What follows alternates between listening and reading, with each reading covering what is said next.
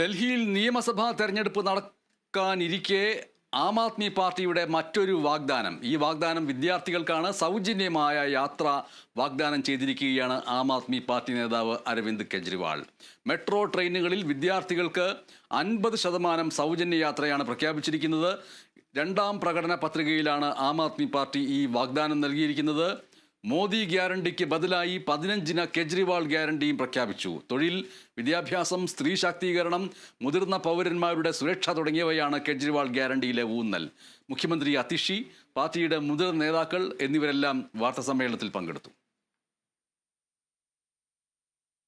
തെരഞ്ഞെടുപ്പിന് ദിവസങ്ങൾ മാത്രമേ ഇനി ബാക്കിയുള്ളൂ. ഡൽഹിയിൽ പ്രചാരണം ചൂട് പിടിക്കുകയാണ്. കൂടുതൽ പദ്ധതികളും സൗജന്യങ്ങളും വാഗ്ദാനം ചെയ്ത് വോട്ടർമാരെ സ്വാധീനിക്കാനുള്ള ശ്രമങ്ങളിലാണ് പാർട്ടികൾ.